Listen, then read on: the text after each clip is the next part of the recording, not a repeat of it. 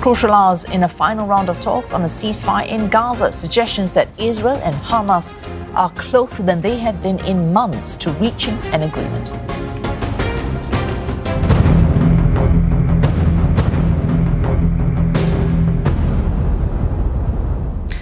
Qatar says it's aiming to finalise details for a plan to put a pause on fighting between Israel and Hamas in Gaza. According to a Qatari Foreign Ministry spokesperson, the ceasefire deal is at the closest point it has been in the past few months and is down to just the final details. Although specifics of ongoing negotiations have not been disclosed, it is confirmed that the main issues have been resolved. The spokesperson also repeated Qatar's position that Israel's occupation of Gaza must end and that Palestinians must have their rule and say in their territories. He expressed optimism but cautioned against raising expectations until a formal ceasefire announcement is made. Hamas says leaders of the various Palestinian factions are satisfied with the progress of negotiations and have agreed to continue communication until a ceasefire deal is finalised.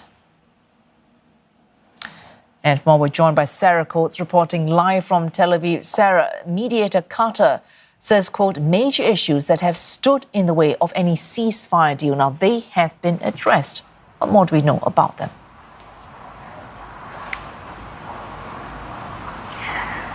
Hello there, Wei Su. Well, that does remain unclear at this hour. The spokesperson for Qatar's Foreign Ministry declining to give any specific details on what is being discussed there in Doha. But certainly everything is pointing to a deal being possible in the coming hours. What we can tell you is that right now, 2:30 p.m. local time, the family members of these Israeli hostages are meeting with the Israeli Prime Minister Benjamin Netanyahu here in Israel. So certainly very positive signs. Now, we'll run you through the framework, the outline of this draft deal. The first stage would see 33 hostages released. Among them, we do understand there would be 5 Israeli soldiers. These would be female soldiers. In exchange for these women, there would be 50 Palestinian prisoners released, while for every civilian, there would be 30 Palestinian prisoners released. That is the first stage of this deal. The second stage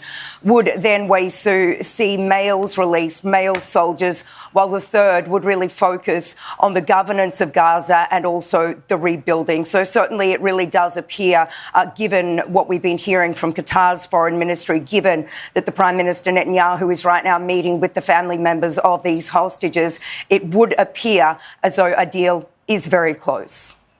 Oh, Sarah, when we have spoken to you in the weeks and months past, every time there is talk of a deal, there's opposition from the more right-wing parts of the Israeli government. Could their opposition this time around stand in the way of any ceasefire deal being reached? The main person really leading the charge for this opposition there against this deal is the police minister, Itamar Ben-Gvir. He's really been against this throughout the entirety of this war. And what he's trying to do right now, Wei Su, is rally his former partner, and that is Bezalel Smotrich, the finance minister, his former ally who he's recently fallen out with. Now, he is trying to get him to come up to the Prime Minister Netanyahu and say, we are rejecting this deal. We are walking away from the government, which could actually block this deal and then see the government collapse. It is important to say that Itamar Ben-Gvir alone does not have the power to actually bring down the government nor block this deal.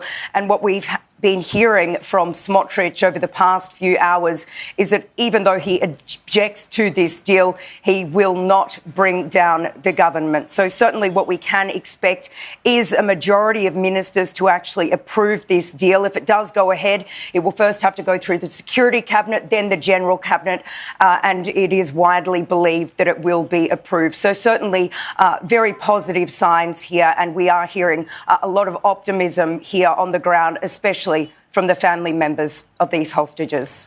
Well, thanks for that. Sarah Coates reporting live to us there from Tel Aviv.